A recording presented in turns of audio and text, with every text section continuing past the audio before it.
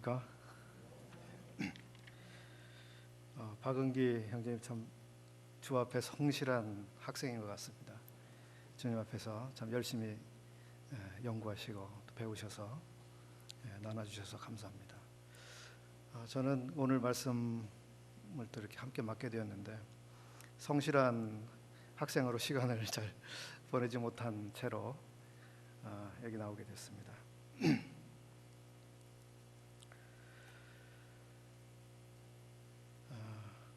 제가 한 10년쯤 전인 것 같은데요, 아주 인상 깊게 봤던 영화가 있습니다. 여기 계신 성도님들이 대부분 아시는 영화일 텐데요, 그 올드보이라고 하는 영화가 있었습니다. 보신 분들이 계신가요? 올드보이? 경건한 그리스도인들은 예. 올드보이라고 하는 아주 잔인한 영화인데요, 이 영화에는 그 남자 주인공 두 사람이 나옵니다. 한 사람은 어떤 사람을 개인적으로 납치해서 감금해 놓고 15년인가 16년 동안 아주 이 철창에 쳐 넣어 가지고요, 아주 비참하게 그 10여 년의 시간을 보내게 만듭니다.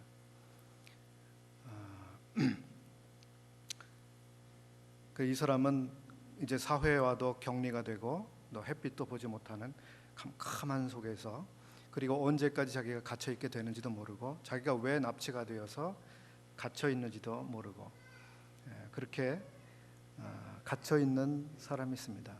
그 최민식이라는 그 배우가 그 역을 연기했는데요. 그리고 유지태라고 하는 이제 배우가 바로 감금을 시킨 그 사람이었습니다. 15년 동안 이 사람을 아주 비참하게 그렇게 감금시켜 놓고, 그리고 일부러 거기서 탈출할 수 있도록 일부러 슬쩍 경계를 허술리 한다 그럴까요? 이렇게 해서 그 사람이 탈출을 하도록 의도적으로 방조를 합니다. 그리고 이 탈출한 이 사람이 이제 그 10여 년 동안 거기서 이제 복수할 계획을 하고 있었죠. 이를 갈면서 복수할 계획을 가지고 이제 아주 반드시 처참하게 내가 복수하고 말 것이다. 내 인생을 이렇게 완전히 망가뜨린 이 사람을 나는 복수하고야 말겠다. 그리고 이제 그 사람이 거기서 가까스로 탈출을 했죠. 그리고 나서 이제 그 사람이 나간 다음에 이제 아주 굶주리고 허기지고 또 망가진 몸으로 그렇게 해가지고 밖에 나가서 만난 사람이 있습니다. 그 어떤 여자를 알게 되고 그리고 그 여자와 아주 가까운 관계를 맺게 됩니다. 급기야는 이제 성적인 관계까지 갖게 되는데요. 그런 다음에 이제 그 영화는 자기를 감금했던 사람과 이제 마주치는 이야기가 나옵니다.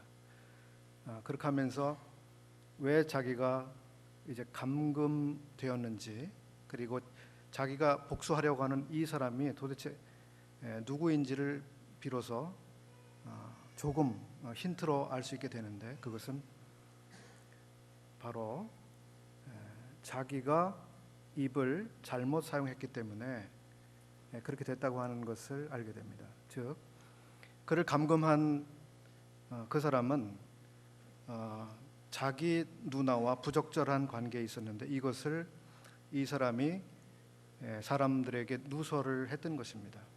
그래서 그 자기의 누나는 그 발전소 댐 아래로 떨어져서 죽게 되는 이런 사고가 생겼습니다. 이 사고 때문에 그 사람은 자기의 비밀을 누설하고 다닌 이 사람에 대한 복수의 칼을 갈았고, 급기야 이 사람을 납치해서 감금하고 10여 년 동안 그렇게 개, 돼지의 취급을 했었던 거죠.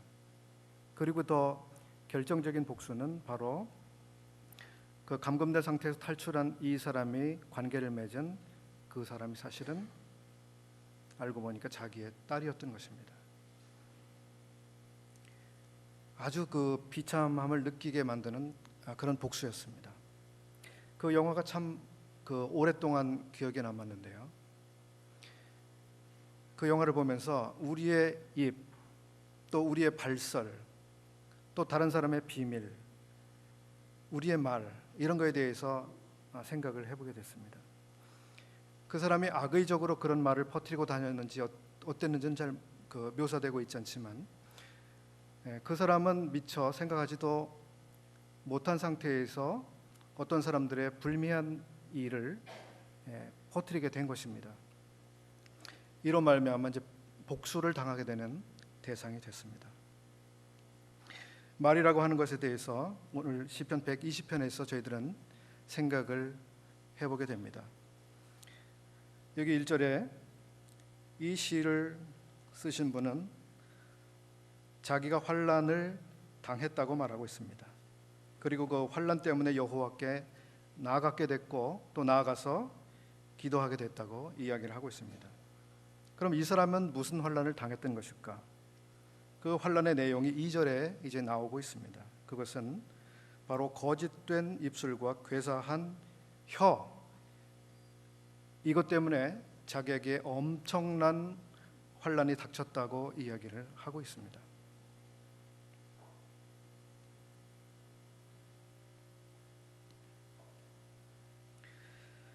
이 시에서 나오고 있는 이 거짓된 입술, 괴사한 혀를 사용한 이 사람들은 아주 의도적으로 사람을 정말 죽이기 위해서, 파멸시키기 위해서 그렇게 했다고 하는 것을 이제 뒤에서 저희들이 볼 수 있게 됩니다. 여기 그 주인공을 파멸시키려고 했던 사람들은 바로 메색 그리고 게달에 살고 있었던 그 사람들이었는데, 이 시를 쓰신 분은 다윗이라고 일반적으로 알려지고 있는데, 다윗이 그 지역에서 실제적으로 거주했다고 하는 사실은 나타나고 있지 않습니다. 그래서 실제적으로 다윗이 이 지역에 가서 살면서 이 사람들 사이에서 겪었던 그 고통이라고 해석되어지지는 않습니다.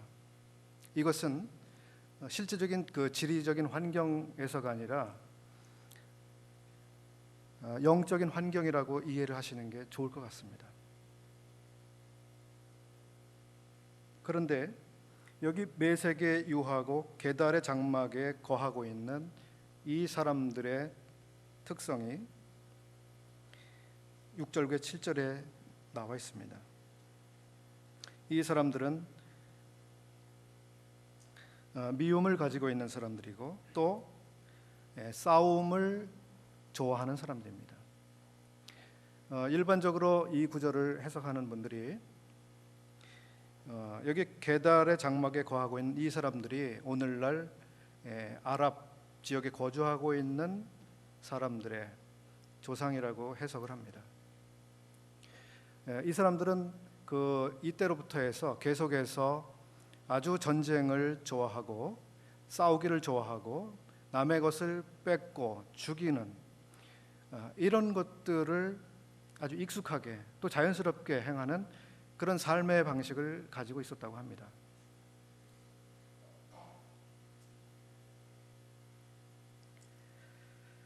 이런 사람들 가운데 이제 이 시의 주인공이 자기가 거기에 거하고 있었다고 이야기를 하고 있습니다. 지리적으로 함께 거주한 것이 아니지만 마치 메색에 유하고 게달의 장막에 거주하는 그런 사람들 속에 자기가 있는 것으로 자기를 설명을 하고 있습니다. 이런 상황은 우리들이 살아가고 있는 이 사회 환경과 닮은 점이 너무도 많지 않습니까? 우리들이 살아가고 있는 이 사회, 이 사회는 얼마나 거칠고 또 잔인하고 야비합니까? 얼마나 많은 술수가, 야합이 있습니까? 제가 질문을 하나 드려볼까요? 아까 그 영화를 보셨는지 여쭤봤는데요. 이번엔 다른 것을 여쭤보겠습니다. 여기 계신 성도님들 가운데 거짓말을 해보신 분 계세요? 예, 계시군요. 거짓말 해보신 분 계시군요. 그러면 여기 계신 분 중에 뒷담을 해보신 분이 계신가요? 예, 예. 그러시군요. 조심하셔야 되겠네요. 그 다음에요. 여기 계신 분들 가운데 누군가를 깎아내려서 이야기해 보신 분이 계신가요? 예, 계시죠? 또 우리 가운데 일이 잘 못되었거나 실패 혹은 손해가 생기거나 좋지 않은 결과가 닥쳤을 때 이 일은 저 사람 때문이었어, 바로 저 사람이 문제였어라고 그렇게 말해보신 분이 계신가요? 예. 감사합니다. 솔직하십니다. 제가 역설적으로 질문을 드렸습니다. 어떤 분이 조사한 바에 의하면 평균적으로 한 사람이 하루에 거짓말을 120번 한다고 들은 적이 있습니다. 몇 분에 한 번씩 거짓말을 우리 입에서 하는 것일까요? 자연스럽게 거짓말이 나가고 있습니다. 어떤 때는 의도적으로, 어떤 때는 과장함으로, 어떤 때는 침묵함으로, 어떤 때는 불의를 그저 방관함으로, 여러 형태로 저희들은 거짓에 동조하거나 거짓을 말합니다. 저는 시편 120편을 보면서 이 시편 기자는 다른 사람들의 잘못된 말, 의도적인 남을 허무는 말, 해치는 말, 죽이려고 하는 그러한 말 때문에 피해를 당하고 있는, 고통을 겪고 있는 이 한 사람을 보고 있는데, 저는 그뿐만 아니라 여기서 우리 자신의 모습도 비춰진다고 생각이 됐습니다. 이 거울 속에서 다른 사람들의 그러한 혀뿐만 아니라 내 자신의 혀, 저 자신의 입술도 보게 됐습니다. 거짓말을 해보신 분 계십니까? 그랬잖아요. 거짓말을 다 해보셨죠. 그리고 다 하고 사실 겁니다. 사실은 부인할 수 없는, 그리고 아픈, 인정하기 싫지만 인정할 수밖에 없는 뼈아픈 사실입니다. 우리는 우리에게 주신 혀와 입술을 하나님이 지으신 목적대로 사용하는데, 그렇게 주님의 통제를 따라서 그렇게만 사용을 하고 있지는 못합니다. 그래서 문제가 늘 발생합니다. 다른 사람들이 나에 대해서 하는 말 때문에 상처가 생기기도 하고, 혹은 반대로 나에 의해서 다른 사람들이 상처받는 이런 일이 계속 있게 되는 것이죠. 그런데 때때로 우리는 내가 당한 피해, 내가 받은 상처, 내가 겪는 환난에만 초점을 맞추는 경향들이 생깁니다. 안 그러세요? 나 때문에 그 사람이 참 난처해졌겠어. 나 때문에, 내가 한 말 때문에 그 사람이 참 어려움을 겪었겠어. 이렇게 생각하고 지나가시는 경우가 얼마나 많으신지 모르겠습니다.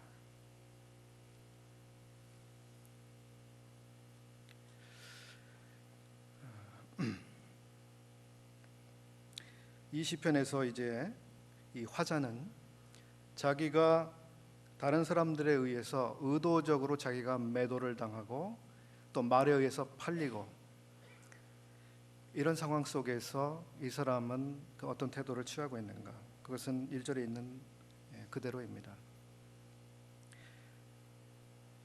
경건한 사람들은 위기를 만날 때마다 하나님 앞에 나아가는 것이 이 성경에서 저희들에게 가르치시는 이 경건한 자세이죠. 그런데 이제 저는 또 한 가지를 더 생각을 좀 해보기를 원합니다. 여기 시편 기자는 자기에게 당한 환난을 여호와께 가지고 나갔잖아요. 어떤 사람에게 가져갔다는 기록이 나타나고 있지 않습니다. 그러면 우리 성도들의 삶에서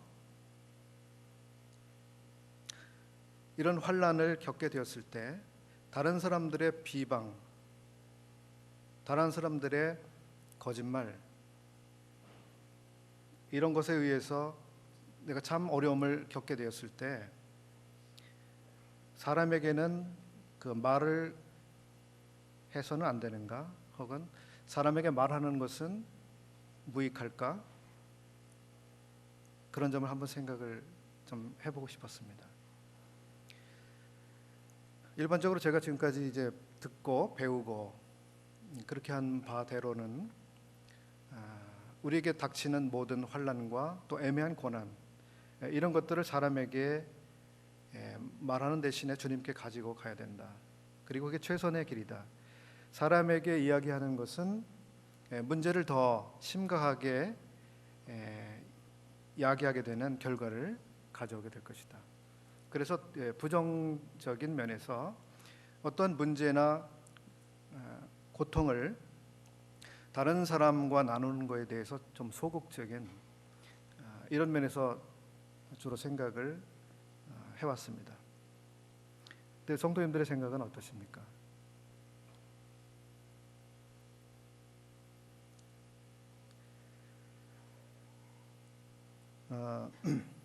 저에게 자녀들이 있는데요. 학교에서 일어나는 어려운 일들이 있습니다. 친구 관계에서 오늘 누구랑 싸웠다고, 오늘 누가 나에 대해서 나쁜 말을 했다고, 이런 것을 부모인 저에게 와서 이야기를 합니다. 그러면 이 아이가 학교에서 이런 일이 있었고 이런 어려움이 있겠구나 하는 걸 저는 부모로서 알게 됩니다. 한 가족 안에서 그런 경험을 하죠. 제가 만약에, 저는 성인인데요, 제가 만약에 그런 그 고민스러운 문제 혹은 어려운 문제를 누군가에게 말하는 것이 도움이 될까요?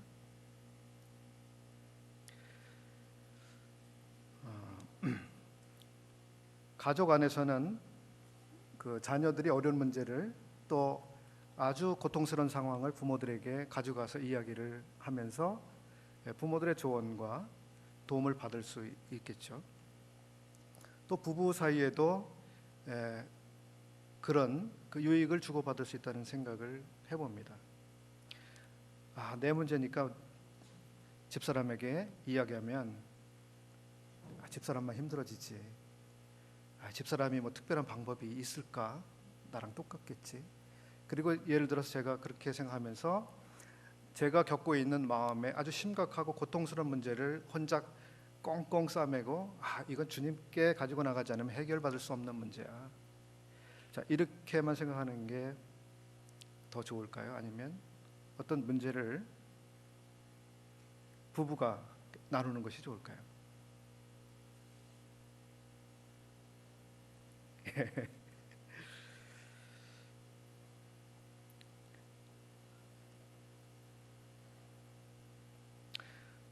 지난 시간에 우리 나상엽 형제님이 시편에 대한 전반적인 개관을 해주셨는데요. 이 시편은 이 시를 쓴 사람들, 그리고 이 시를 통해서 노래를 함께 불렀던 그 사람들이 마음에서 겪을 수 있는 모든 문제들을 그저 솔직하게 하나님 앞에 나가서 토로한 그런 내용들이 많이 있다는 것입니다. 그래서 시편에 보면 참 경건하게 보이지 않는 그런 내용들도 많이 있지 않습니까? 고아가 되게 해달라고, 과부가 되게 해달라고, 그 집안이 망하게 해달라고, 유리 걸식하는 집안이 되게 해달라고 저주하는 그런 내용까지도 시편에 나오고 있는데요. 그래서 시편은 고상하기만 한 내용으로 채워져 있는 것이 아니라 사람이 겪고 있는 모든 이 감정의 문제들, 외로움, 소외, 고난, 상실,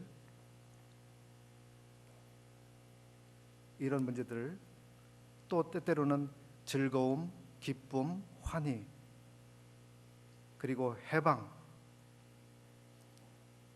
여러 가지 사람의 삶에서 경험할 수 있는 모든 심정적인 감정의 문제들을 그저 하나님 앞에 솔직하게 가지고 나가고 있는 것이 이 시편의 특징이라고 소개를 해주셨는데, 왜 그렇게 했을까요? 구약에 이 시를 쓰신 분들이. 하나님께는 그저 우리가 사실대로 우리의 마음을 숨김없이, 가감없이 솔직하게 그대로 다 가져나가서, 화가 난 상태면 화가 난 상태로, 실망한 상태라면 실망한 상태로, 고통스러운 상태라면 고통스러운 상태로 자기의 마음을 하나님 앞에 보여드리고자 했습니다. 그것을 이상하게 생각하지 않았던 것이죠. 그것을 통해서 하나님은 그 백성들을 어떻게 도와주셔야 될 줄 아시고 또 적절한 도움을 주셨을 것입니다. 근데 하나님께뿐만 아니라 우리가 우리의 문제를 어떤 사람과 나눈다고 하는 것, 이것은 어떤 또 효과가 있을까요? 요즘에 힐링이라고 하는 말을 많이 사용을 하죠. 힐링이 무엇입니까? 치유된다는 말이지 않습니까? 치유된다.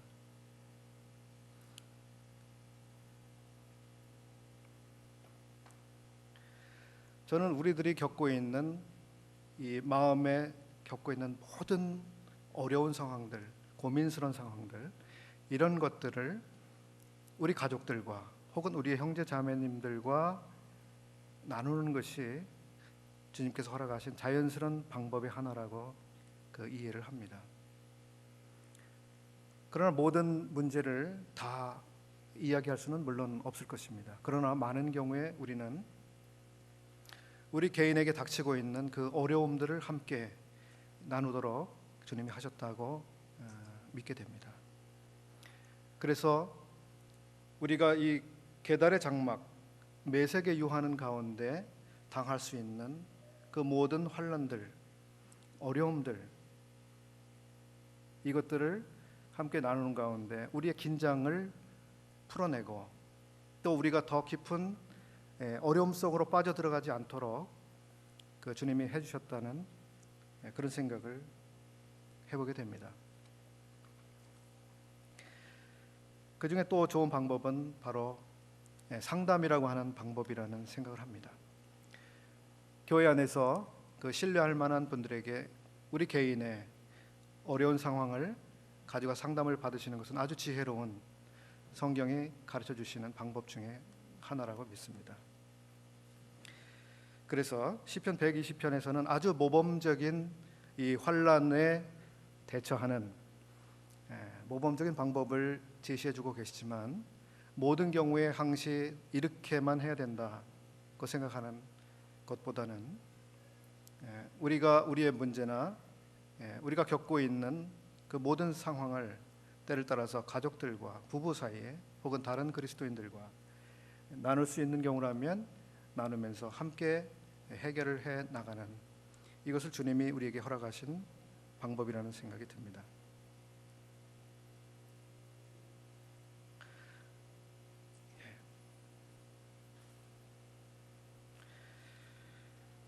신구약 성경에는 애매하게 이렇게 다른 사람들의 말의 공격 때문에 상처를 받은 사람들이 참 굉장히 많이 나옵니다. 모세는 자기의 형과 자기의 누나로부터 비방을 당했습니다. 느헤미야의 경우는 자기의 대적들로부터 비방을 당했습니다. 욥의 경우는 사단의 송사, 사단으로부터 비방을 받았습니다. 사도 바울의 경우도 비방을 당했습니다. 당신이 무슨 사도입니까? 당신이 전하는 그 복음은 도대체 누가 당신에게 전해준 복음입니까?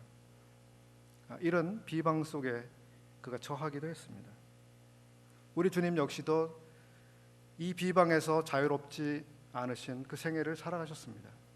주님이 돌아가실 때 십자가에 강도들이 달려 있었었는데 그 한 강도조차도 그 마지막 순간까지도 주님은 비방을 당하셨습니다.